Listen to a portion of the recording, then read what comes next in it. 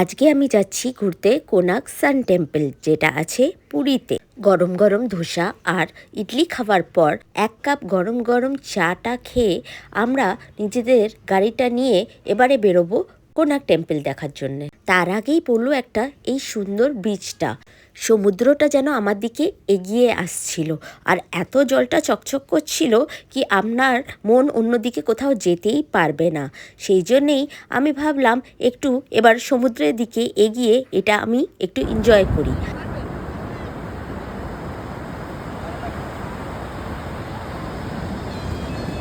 এই তো পৌঁছে গেলাম কোনার্ক সান টেম্পল। তার আগে আপনাকে একটু হাঁটতে হবে, কেন কি এই মন্দিরটা অনেকটা দূরে আছে। আমরা গেছি 2026-এর জানুয়ারি মাসে, সেই জন্যে এখন তো ভিড় পাবই। ভীষণ ক্রাউড ছিল, এত ক্রাউড ছিল কি আপনি একটা ছবি তোলার জন্যেও আপনাকে অনেকক্ষণ দাঁড়াতে হবে। তারপরে দেখতে পেলাম এই বিশালকায় পাথর দিয়ে বানানো হাতিটা। লেফট সাইডে একটা ফিল্ম চালানো হচ্ছিল, যেখানে আপনি জানতে পারবেন কোনার্ক টেম্পলের হিস্ট্রির ব্যাপারেতে। এরপর এখান থেকে সোজা গেলেই আপনি দেখতে পাবেন কোনার্ক সান টেম্পল। তার আশেপাশে ছিল বিশাল বাজার। আস্তে আস্তে এগোতে এগোতে আমরা মন্দিরের দিকে এগিয়ে যাচ্ছিলাম।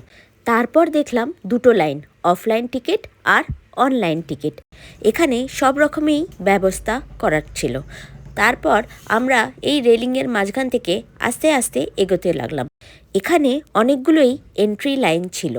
তারপর এন্ট্রি করার পর দেখতে পেলাম সেই পাথরের বিশাল বিশাল বাঘ, যেগুলো অনেক প্রাচীন ছিল, আর দেখতে এগুলো এত সুন্দর লাগছিল কি আপনি কল্পনাও করতে পারবেন না।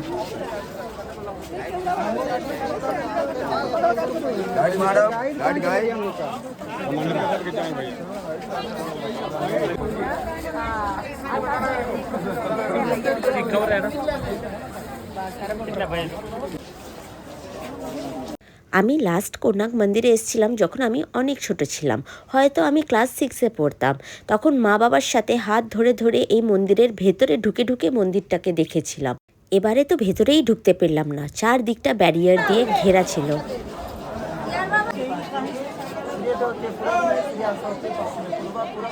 सूर्य भगवान के कथित अनुसार परछाई में उल्टा घूमता है। सर एक दिन होती है 24 घंटों को अष्ट प्रहर के रूप में यहाँ पे लिए हैं। तो अष्ट प्रहर में 8 प्रहर के लिए 8 को पहिए में 1 2 3 4 5 6 7 8, यानी एक दूसरे से 3 घंटे के गैप पे प्रत्येक मौजूद है।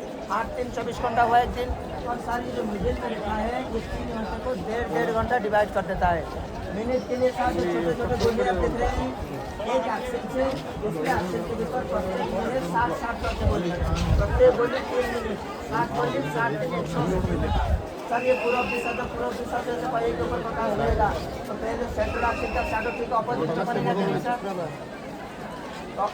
तो ऑपोजिट में तो पहला सिद्धि ने आरंभ करता है सूर्योदय से, तो वहाँ पे पहला प्रकाश मतलब सुबह 6, प्रत्येक 3 दिन होते क्या अगर वो 6 हुआ 6 से 3 घंटा 9 से 3 घंटा 12, 3 दिन ये बीच में 1.5 घंटा 7.5 9 10:30 5 6 3 18 10:30 प्लस 18 10 बज के 48 मिनट टाइम था।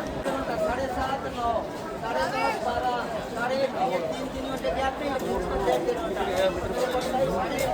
চারপাশটা ঘুরে ঘুরে দেখতে বেশ মজা লাগছিল। ছোটবেলার সব স্মৃতিগুলো যেন আবার চোখের সামনে ভেসে উঠছিল। আগেকার দিনের এই পুরনো কাজগুলো দেখে এমন লাগছিল যেন আমি ওই সময়ে পৌঁছে গেছি।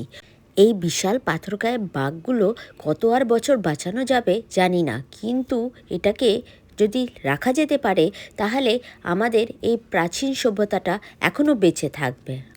এখানে পাওয়া যাচ্ছিল ঠাকুরের প্রসাদ। তাছাড়া এখানে অনেক দোকান ছিল, যেখানে আপনি এখানকার স্মৃতি হিসাবে কিছু নিজের বাড়ি নিয়ে যেতে পারবেন।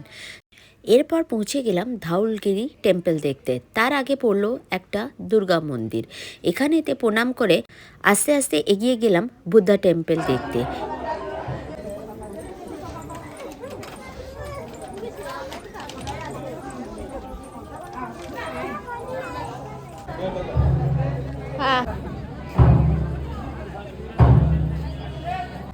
এই সুন্দর জায়গাটা দর্শন করার পর নিজেকেই যেন খুব লাকি ফিল করছিলাম। আজকের দিনটা শেষ করলাম জুস খেয়ে আর লাস্টে লিঙ্গরাজ টেম্পল ঘুরে। দিনটা যেন খুবই ভালো কাটলো, আশা করি আবার আসা হবে।